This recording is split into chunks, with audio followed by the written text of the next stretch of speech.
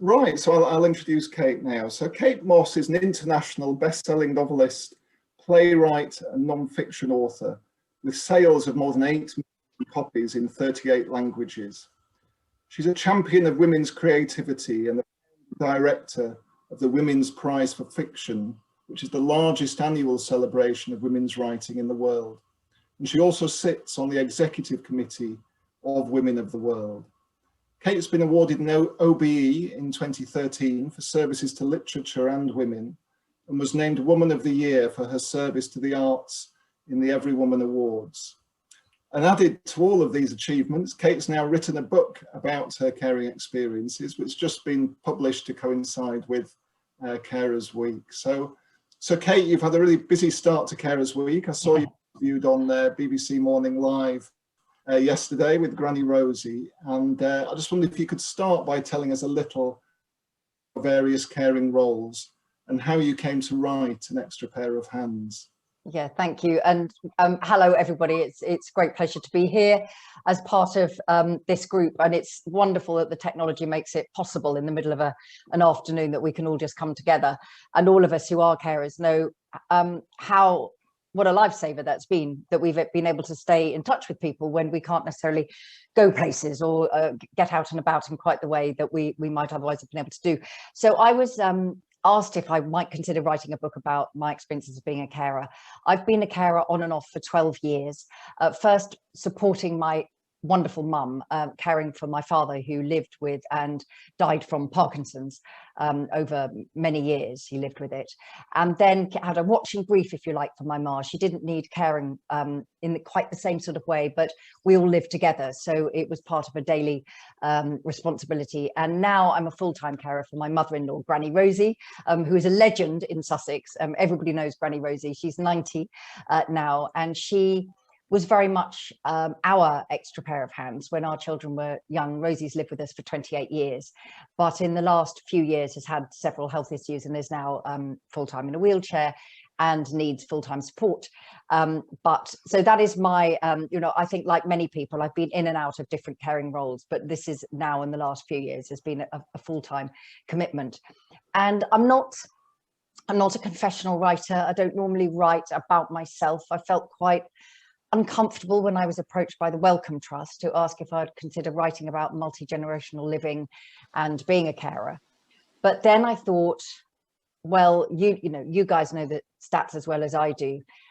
When I was writing the book, the figure that Carers UK was citing was 8.8 million of us unpaid carers in the UK. But actually now the figure seems to be nearer 13 million after the pandemic, many, many more people. And I did feel, well, if we all start to raise our voice, maybe some of the support that is needed for carers might be more forthcoming. I don't know about all of you, but I was really disappointed in the Queen's speech when caring wasn't put at the top of the agenda.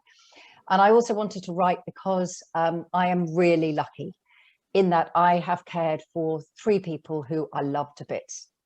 And I miss my parents very much. The book is a love letter, if you like, to 3 extraordinary, ordinary older people. But I'm very, very conscious that many people are caring for people that they don't necessarily have a bond of affection for. Many people are caring on their own and don't have any support. And many people, unlike me, have to give up their jobs to be a carer. And so I felt that I really should put my voice into this arena as well. It influences everything about my life and how I work, but my job is here, sitting at this desk. I make stuff up. And Granny Rosie is just in there. And I can absolutely tell you by 5:15, I will hear the creak of the wheelchair and there will be this little expectant, is the sun over the yard arm? And I will say it's over the yard arm somewhere, and that will be the cue for the gin and tonic to be made. But it means that I can do my work and Granny Rosie's there, and if anything happens, I'm right on hand. But for many people, trying to juggle working, sometimes juggling younger children, all of these things. So I just felt I wanted to be part of a broader conversation. And I suppose the final reason I wrote it is, and of course, we all have different caring experiences. I haven't written about caring for children with disabilities or siblings with disabilities. I mean, I've very much focused on the fact that I have been lucky enough to care for my parents who I loved very much, and Granny Rosie, my mother-in-law, who I love very much, none of them has had dementia or Alzheimer's, which I think is an enormous and completely different sort of challenge. And so I'm only speaking about my own experiences. But I did also want to say there's too much negativity around language about aging. It's always presented as a problem that people are living longer. And there are lots of older people about. I feel we should be saying this is an incredible achievement of the NHS, that most people, unless there is something particular, can expect to live into their 70s, 80s, 90s. My godmother died when she was 104. She was an Anglican nun, and she was in really fine fettle till she was about 102, and then she was fed up. But I wanted to also say it is very challenging. Everybody here knows, you know, the sleeplessness, the frustration, the sadness when you're caring for somebody who is declining, and you know, and all of those things that goes with it, grief. But I also wanted to try to say there's a great deal of privilege and joy in being able to be being able to be a carer. And for Granny Rosie and I, you know, my husband and I met at school. I've known Granny Rosie since I was 15. I'm nearly 60 now, and we still have fun together. And so the idea that caring can be, in the best of circumstances, a partnership, and the sense that you are in it together, you know, that they are still them and you are still you. But I say all of that with the awareness that I am incredibly lucky to be in a job that is compatible with caring, and also to have an amazing mother-in-law who is as sharp as a tack. And I'm, you know, all of my friends who are caring for people, loved ones with dementia and Alzheimer's, it's a very different sort of deal.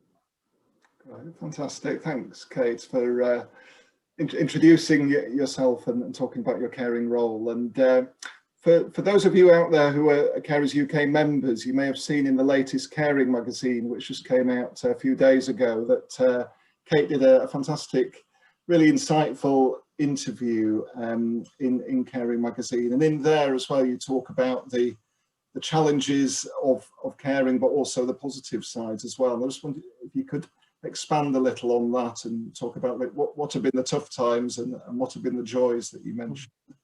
Well, I think for me, one of the things was that learning that time just has to go differently when you're a carer. That I think when you're a working person, whether that's paid or unpaid, I think we're all encouraged to think that the more quickly you do something, the more efficient it is. But all of us who are carers learn that that's not how it goes. Things take as long as they take.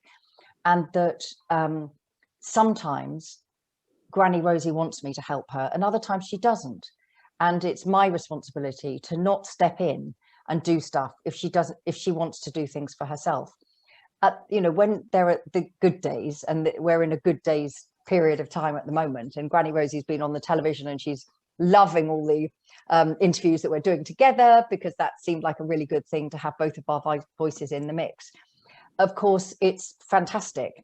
But then there are other times when she feels really awful and she doesn't want to get out of bed, and she feels that maybe this is it. You know, she's very pragmatic and straightforward, or there's something's happened, like many of you will have experienced. People you're caring for have a fall. Rosie's had a series of falls, and she, you know, is on antibiotics, or all of these sorts of things. And she's very good at saying, you know, I've had enough. And it breaks my heart when she says that, but my job is to let her feel what she wants to feel, and not always try to be, you know, jollying away. And with my dad, with his Parkinson's, I don't know if anybody's caring for anybody with Parkinson's. I'm involved with Parkinson's UK. You will know it is a very cruel illness. You can live with it for a very, very long time. And my dad lived with Parkinson's for a very long time, very successfully. And then, like so often in these stories of caring, he caught a virus on a plane when he was 80, and went from being a very fit, healthy 80-year-old with Parkinson's to being someone who needed a lot of help. And it was very painful for my mother and for me, and indeed my sisters and my husband, to watch him in such a lot of distress. And every carer knows that, you know, I'm sure everybody feels the same. Often I feel I'm just failing at it, you know, when I can't make things any better than they are. And, you know, there's nothing that any, you know, that Rosie wants to eat, or, you know, she just, as she always puts it, she's sunk below the level of positive health, as that is how she puts it. And she sometimes says, oh, I'm fed up with me. But then there's another day. And I think that's the thing that I've had to learn as someone who is quite active and charges about all of the time, that you can't rush. You can't rush. You know, you've got to do all the things. The medication's got to be done when it's got to be done. The dressings have got to be done when they've got to be done. You know, you make an arrangement to do a meeting, and it needs to fit around these things. And everybody listening knows that. You can't just suddenly decide on a whim that you're going to up sticks and go away for the weekend, because anything requires cover at home, and, you know, all of that. On the positive side, apart from the fact that I was, as I keep saying, you know, very lucky in that neither my mother nor my father, and now also Rosie, had any sort of dementia or Alzheimer's, and also we all were very, very close anyway. It was a privilege actually to spend so much time with my parents at the end of their lives, and it's a real privilege to spend time with Rosie. We spend every day together, and we're pals. We get on very, very well, and this is lucky, obviously.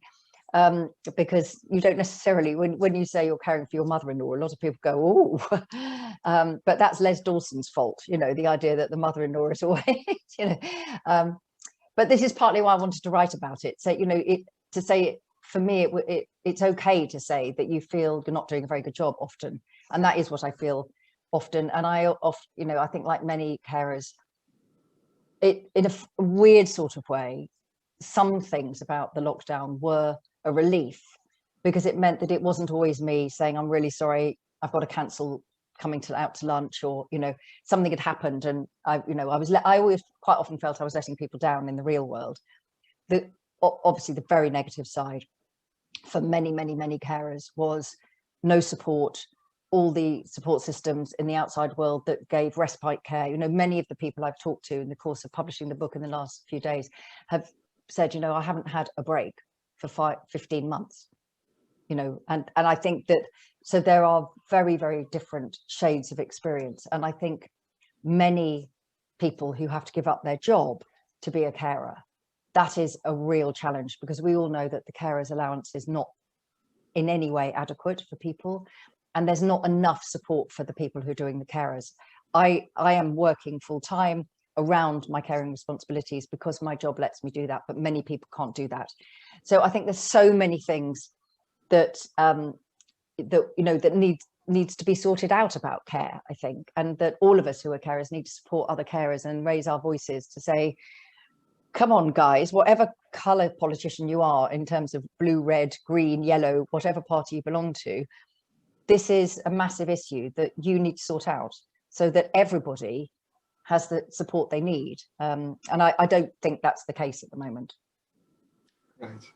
Thank you, Kate. And you may have seen in the research report that we released yesterday that said 72% of carers haven't had a break at all during the pandemic, which kind of reflects what you were saying about services for breaks not being available. And I think one of the other standout figures as well was that 35% of carers are just feeling they're not able to manage. Well, when I was doing my research, I was astonished to find that there were some 2 million people in the UK who lived alone over the age of 60. Now I'm nearly 60, so 60 is young. We know this, but there are a lot of older carers who are caring for partners, and sometimes caring for aunts or uncles. And so sometimes you have a caring environment where the carer is 80 and the person being cared for is 95. And I think that it's not in any way saying that families shouldn't be caring for the people that they love, because of course we're all absolutely, if we're in a position to do so, want to do that. But there are many people without families. There are many people who did not have families that looked after them. There are, you know, I was talking to a man the other day who had a son who had died. You know, so we've got to find a way of supporting the people who need the support. You know, my husband is wonderful. We're in it together. Granny Rosie was very much a support to me and my husband and my mum when my dad needed so much support. So there were 4 adults in our household because we all lived together. So, you know, again, we're not dealing with loneliness, and we're not dealing with, there's always somebody who can step in to keep the night watch, as it were, if that's required. But many people don't have that. And so I think this is why we need to keep getting these figures out there, and, you know, and getting the support for carers that carers deserve. Sure. Thanks, Kate. And you mentioned about your work involves sitting at the desk making things up, and that we often talk about working carers juggling work and care, and I just wondered how you've managed to balance your working life, your writing life with caring. Well, it's had quite a big influence in that if there's anybody who has read any of my books, I write historical fiction, and they're mostly inspired by France, and they're very research heavy. And when my beloved dad was dying, and he was very conscious of the fact that he was dying, and he was in that period of life, and he had a very strong Christian faith, which meant that he was quite peaceful about it, if you like. But it meant that I couldn't travel at all. So the reason that I started to write Gothic fiction and ghost stories was exactly because I couldn't travel to do my writing. My bread and butter is writing historical fiction, and mostly set in France and other parts of the world.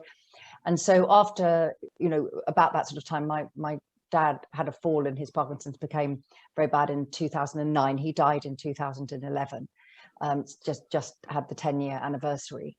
And so during that time, and then after he'd died, I didn't want to leave my ma. I mean, she lived with us, but in her own kind of annex space.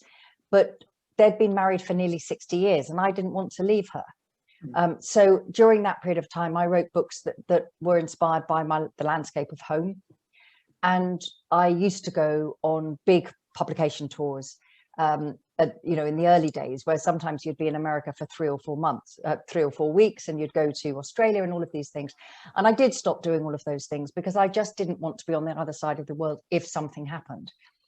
You know, it's fine to go away for the night or be in France or somewhere that's really close at hand, where in the old days you could jump on a plane, but I certainly didn't want to be a long way away. There was a period of time after my ma had died in 2014 and before Granny Rosie fell, of about 14 months where there was no caring. And we did, you know, I did go away quite a lot then. My children, you know, they were grown up as well, and they'd come with us, and Granny Rosie came with us. And now we're back into a time which is very much background, the time of being based in this house. But again, I'm very lucky because my husband's here too. So if I need to go away for work, but we don't go away on a family holiday for more than a week, because, you know, because it's about who's going to come in instead. And everybody listening knows that. But you know what? These are small things on the scale of things. You know, you don't need to go away for longer. Not really. England's nice. The sun's shining, and nobody can go away now anyway. So no.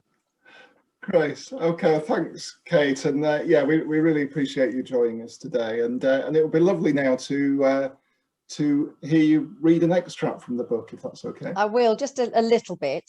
You know, this book is Extra Pair of Hands it's a tribute to 3 extraordinary people. That's how I think of the book. You know, it's a tribute to my dad, and to my mum, and of course to Granny Rosie.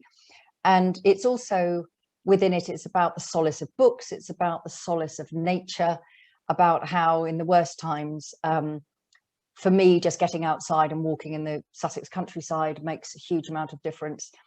And also for all of us who spend a lot of time awake in the night, listening out, just in case, you know, particularly in the last months of my father's life. I think we all get into that sense where we don't necessarily sleep all night. We're always kind of slightly watchful.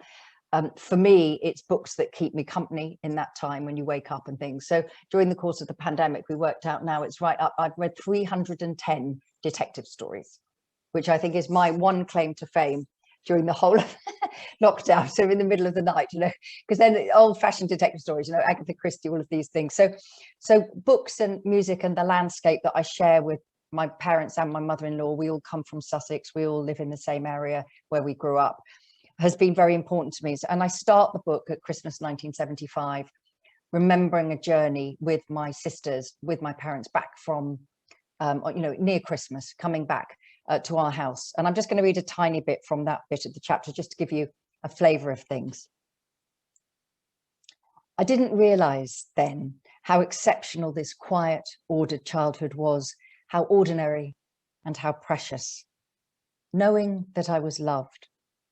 And because of those very many years of being loved unconditionally and supported unconditionally, that what was required some 35 years later would be both possible and a privilege. This is not a how-to book for the 8.8 million adults in the UK who find themselves carers, nor a social analysis of the structures and inequalities of the UK care system. Though there are common challenges, everyone's experience is unique. My husband, our children, my sisters, my brother-in-law would write different stories of these same times and their roles as carers. Rather, it's a tribute to three extraordinary people: my father, my mother, and my mother-in-law, and my own personal reflections about what it means to find oneself in middle age as an extra pair of hands. It's about the nature of memory, about celebrating older people and aging, about gentle heroism, about invisibility, about family and history, about complexity, about trying and failing simultaneously, about the juggling of work deadlines, about unreliability, about exhaustion and never getting a full night's sleep, about the numbing repetition of everyday tasks, about grief, about patience, compassion and empathy, guilt and loss, about the right to die with dignity, about reciprocity, about our brilliant NHS, about learning to embrace a different pace of life, about our fading selves, about regret, about absence, about partnership, about liberation, about being lucky enough to be in a possession to repay a lifetime of caring. But most of all, it's a story about love. Fantastic. Thank you, Kate. That was lovely. Well, just before I hand over to Ellie, I just had one more question for you, and it's relating to Carers Week. So the theme for Carers Week 2021 is make caring visible and valued. And from your experience, I know you touched on this in your interview you did for Caring Magazine. And from your experiences, I just wondered, what do you think we can do as a society to make caring more visible and valued? Well, I mean, I want to avoid being too political because I don't think that's helpful for anybody who's a carer sitting at home. However, I do think that there is a very big problem that when you see that there have been promises to deal with social care as an issue since the Dilnot report in 2010 was commissioned, and then it reported in 2011. It was in the Queen's speech in 2015. It was promised in 2017 and 19 in elections. And yet still, that's 11 years and nothing has happened. And I do think that part of that is not, deliberately ignoring the issue, but more that people who are making policy are mostly not people who are carers. They don't bother to speak to us, and the majority of people caring are women. And when you look sometimes at those conferences during the pandemic, there were no women to be seen at all. And I do think that makes a difference. And that's why I think all of us raising our voices, not in a sort of let's have a fight way, but saying that without all of us as unpaid carers, the whole shooting match falls to pieces, truthfully. This is the thing, and that we need to find a way of making this an issue that every political party puts at the top of their agenda, rather than being something that is never quite addressed. And I think that's what's been happening, that it never gets to the top of the list. The can is kicked down the road every time. And I think also I do think it's important to be positive about caring as well. Many people listening will have the same mixture of emotions that I do, that when you are exhausted and so you're caring for somebody who you love who is dying, it doesn't feel good. But at the same time, there are other times where you feel really pleased that it's you and you're the person there. The people who are caring for people that they don't care for, have my absolute admiration, because I know many people who do find themselves responsible for a step parent, say, that they don't even know, or possibly for somebody who never really cared for them or looked after them, but now at the end of the life there is nobody else. So I think understanding that there are nuances in caring is really important. But I think it's just about all of us raising our voices and keeping this at the front of public consciousness. It's wonderful there's so much attention on Carers Week this week, but I don't think that carers are visible and valued. And I think many people, what I found that's been so extraordinary, you know, I'm a working writer and do all the media stuff all the time, and I've been astonished that so many people, when they've come to interview me, said, "Oh, we didn't realize you were a carer." And I go, "Well, I talk about Granny Rosie and my parents all the time, frankly, but almost everybody who's come to interview me has got a story." So however old they are, a young journalist came to interview me and she was really upset. She loved the book and she said it made her cry, and that, not that that's my aim, but then when I talked a little bit further, she'd just had some very bad news about her father, who was younger than me, and her mother was going to be looking at a situation where she was going to become a carer quite quickly and for a long period of time potentially. And so it's everywhere, you know, we are everywhere, hidden in plain sight.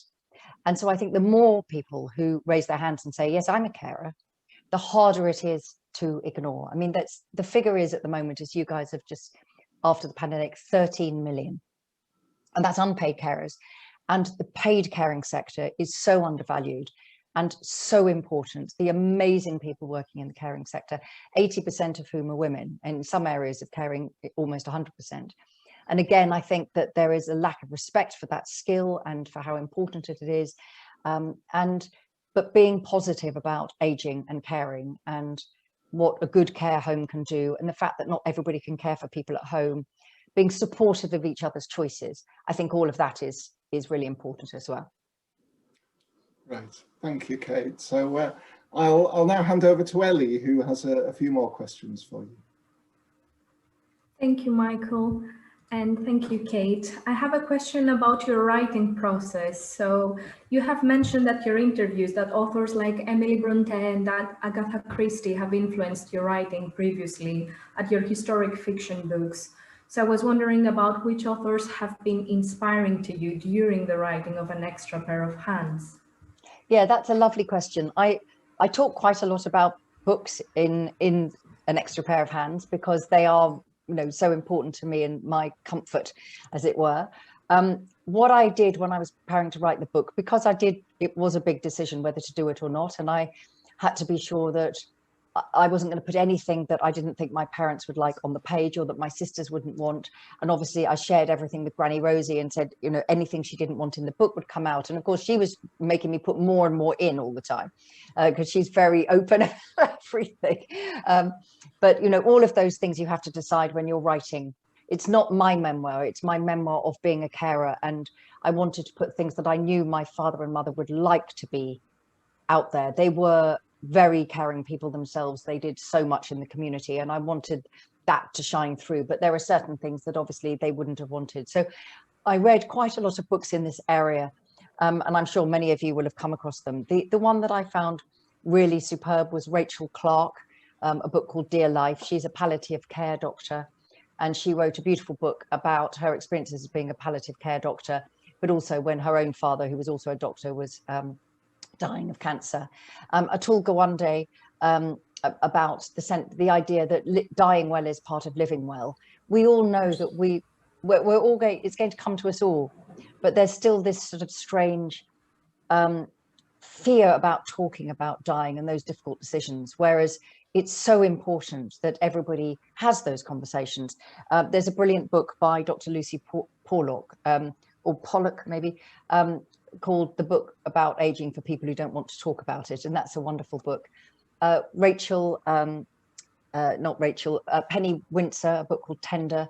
She was a child carer for her mother and has an autistic son, so she's a carer again now, and she writes very beautifully and openly. And Nikki Gerard, writing about caring for somebody with her father with dementia and how very, very difficult that was.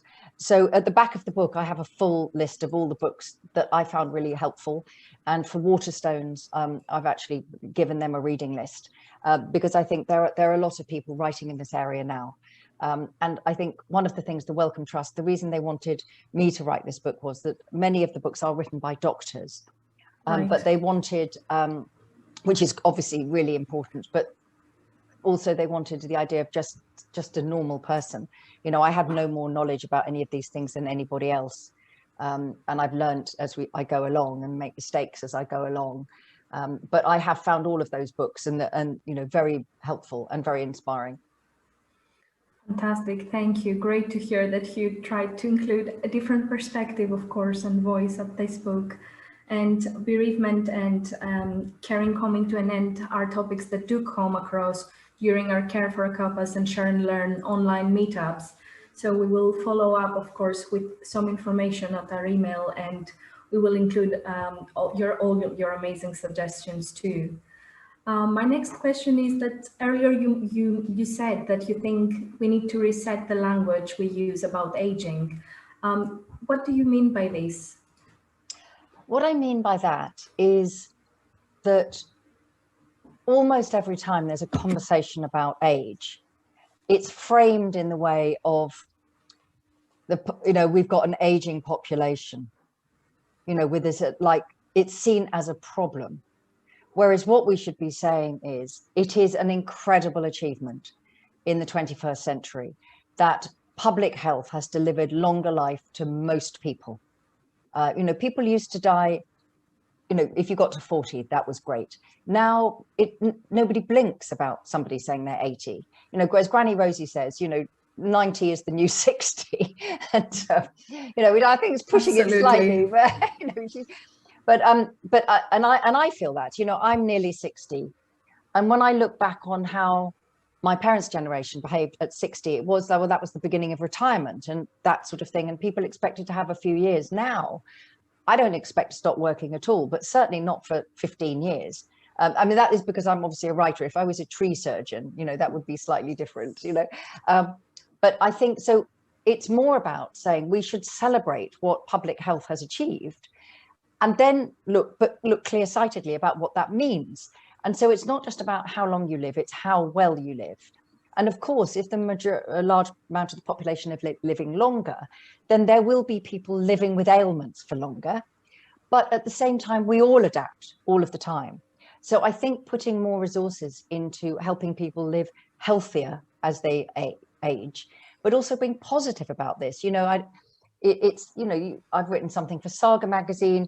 My aunt and uncle are in their 80s. They're, you know, before the pandemic, they were jetting away all the time. And I think too often the media puts, every time there's a discussion about age, they put the worst picture of the most distressed people in a care home and say, this is what old people are like. And it's not, it's those people might be in that situation, but many, many other people are not. And many people live, you know, completely happily on their own. My great granny, my granny's sisters, I can never remember what that relationship is. She lived until she was about 96. She was called Winifred. She rode around Brighton, where they lived, on a sit up and beg bicycle like this with a big plait down her back. And when she got home one day, in her, I think she was 94, rang up my granny, who was called Beatrice, but was known as Betty, and said, Betty, the trumpet has sounded. And when my granny got round there, she was sitting bolt upright in her chair, dead. And not that I'm advising that we should all, you know, leave in quite such a dramatic way, but the point is that there is sometimes this misapprehension that everybody declines and becomes unable to enjoy their lives, and then there's death at the end of it. But that isn't necessarily true. So I just think that, you know, we all know people who are super fit in their 40s and people who are not. So it's not to minimize any of the issues that come with old age. And obviously I live with old age all the time, and the frustrations that Granny Rosie feels and my mum and my dad felt. But I think that being positive is a better place to start than being negative, and then come at it from that angle. Absolutely. I totally hear you about the media and the way older age is portrayed with ageist language instead of celebrating that, and how important adaptability is, to highlight, of course, the achievements that come later in life as well as the challenges. Yeah. I was interested to read at the Caring magazine that you set up the Women in History campaign about women's hidden voices, and we would love to hear a little bit about this initiative and how it relates to carers.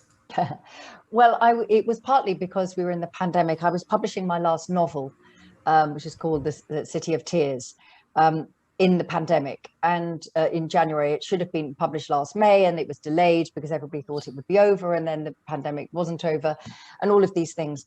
And so because I felt that I don't know about everybody listening, but we did pretty all right for the first 2 lockdowns. But Granny Rosie found the 3rd lockdown this year, the endless January, February, March, really tough. And I found it tough because she was not happy. And so I wanted to just do something that was quite positive. So around my publication. And so I set up this campaign called Woman in History. And all people had to do on social media or on email was to name one woman in history that they thought should be better known, or just that they'd like to celebrate. There was no more to it than that. It was just, let's celebrate some incredible women, because with all of my research with writing, the truth is that history is written from a very partial point of view. Often women's domestic history, the lives that we all are living, is completely left out of the history books. History books are quite often just about wars and bishops and imams and, rabbi, it's religion and war and kings and queens. But the ordinary lives are quite often not put on the page. And then we get the idea that women haven't done anything until recent times and everything has been, So I just said, just share some names with me. And I got lots of author friends to get me going. So I started off with people like Lee Child and Ian Rankin and Jojo Moyes and, some of the people that you will all love. And then I got other people, sports personalities like Tanni Gray Thompson, or, going out further and further to different sorts of people to join in. And then it just became an avalanche. And I think it was partly because people were feeling a bit down, particularly for carers, I think, in this last one, when there was no end in sight, went into lockdown without an end date. And I think many of us were, feeling very, very challenged by that. And thousands of people from all over the world nominated women. And it was just fascinating. So it will be no surprise to most people listening to discover, for example, that a woman called Josephine Cochrane in the 1880s invented the dishwasher. So, I was going through all of these, lovely things. And now there's actually going to be a television series and a book around it. So that was very much a lockdown thing to keep my spirits up and have a different sort of thing. And I would keep rushing in and saying to my husband and Granny Rosie, oh, have you heard about this person? Have you heard about this person? And they were women from every period of history and from all over the world and all cultures and all backgrounds. And it was really exciting. It was a lovely thing to do. Fantastic. Thank you so much. And I watched your Shelfie video, which I will add at the follow-up email. And I noted that you highlighted how when Emily Bronte wrote about Wuthering Heights, how that was groundbreaking about women not writing about their domestic environment and just like transitioning to ghost stories and something different. So congratulations about that too. And we were wondering that apart from celebrating your publication, of course, for An Extra Pair of Hands, we are wondering what's next for you. Well, if you can reveal a little bit. I can reveal some things. I'm working on the 3rd in my Burning Chambers series, and that's a series of novels that covers 300 years of history. It's Catholics versus Huguenots, Protestants. It's a feud between 2 families that starts in France, in Carcassonne in 1562 and finishes in South Africa in 1862. And it's a good old-fashioned adventure story, but with the women as the heroes, the story is driven forward like that. So I'm working on the 3rd of that, which it will come out, not straight away, actually, because I'm writing the Women in History book. I've written a short novel, which will be announced quite soon, that will be coming out next year. What I have discovered is I really enjoyed writing An Extra Pair of Hands. I found it challenging. because I was revisiting the grief at the loss of my father and the loss of my mother. And also, you know, talking to Granny Rosie a lot, and we were, you know, talking about her death, you know, what she would want. And she's done the most amazing thing. She decided that she would want to play her own music at her funeral. So we've been recording all the songs and her singing. And I had to explain this to my friend, and he was horrified. But Rosie was just, well, you know, I'd like to be present when it happens, you know. But I have enjoyed writing nonfiction. And I discovered during the course of this year, I did know this, but I didn't know it that well, that my great-grandmother was actually a novelist. I knew she'd written, but I didn't realize that she'd actually had lots and lots of novels published. And so I've started to do some research into that. And I like the idea of walking in her footsteps, a kind of detective story, a real life detective story, discovering who she was and her inspirations and why, you know, what sort of book she was writing, a kind of a dialogue between two writers separated by 150 years. So I've got a lot of projects on, but, you know, again, as I said, my working life and my caring life are compatible. And so I've been able to work during lockdown. Things haven't changed really very much for me. You know, apart from reading 310 detective stories, you know, my writing life's been about the same. Wow, it seems that you've been very busy, and yes, thank you for bringing up end of caring plans and end of life plans, who are also very crucial for carers and their responsibilities. And since you, of course, mentioned coping with loss and grief about your father's and mother's deaths, I was wondering if there is anything that helped you to come through this period of grieving aside from writing, and if you would like to share that with us. Yes, thank you. I mean, I couldn't write. That was the interesting thing, that one of the things I talk about in the book is that because my father had a strong Christian faith, his death was very peaceful for us, in that he absolutely was looking forward to seeing his mother again, to seeing the men who had died and fought with him and died in the war, seeing friends who had gone before. So that sense of him being at the beginning of something, he didn't want to leave my mum, but otherwise he was absolutely ready for the next adventure, as he saw. So I thought that I was very good at dealing with grief, and we had a lot of time to talk and a lot of time to be prepared. When my ma died really suddenly, I was completely devastated, and I not only could I not write, but I couldn't read. And that felt an extraordinary thing, to have reading taken away from me, because that's always been the one thing that, you know, it sort of keeps me going in difficult times, always being able to do that. And for some people it might be music or it might be painting, but for me it's always been reading stories. And it took a long time, it took about 4 months before that came back, actually. And I think it was as if my dad had stayed, even though he had died. He was still somehow around with us, because my ma was here, but when she died, it was as if they both went. And that felt it was very devastating. And it was odd, because I've written quite a lot about death in my novels, obviously, because my novels were adventure novels and a lot happens. And it was strange that a lot of what I'd written felt real when I was experiencing it. Reading the book, my sisters, it was very interesting that they had different memories of some of you know, the same time. We were very, very fortunate. Unlike so many people during the pandemic, I was with my father when he died, and he died at home, and with my mother as well. And that is such a comfort to be there, whereas many people, particularly over the course of this last year, have not been able to be with the people, and that's so difficult. So I think that it's like everything. I suppose it's like caring itself. You can't rush it. You know, it takes as long as it takes to get over these things. Sorry, there was a sound delay on my end, but thank you so much for sharing your personal experience with such vulnerability, and especially for an author to experience creativity blocks and reading even blocks must be very, very unusual. And as you mentioned, of course, grieving and loss is non-linear. Okay, we really appreciate you coming along to meet all the carers today, and for answering all our questions. You've been fantastic, and really appreciate your... Well, it's been a great pleasure, and I'm very glad to be part of the group. You know, we're all doing the same thing here, with different challenges and different levels of extra support, but we're all in the same place. So I'm really glad that you invited me. I feel really pleased to have been able to join in.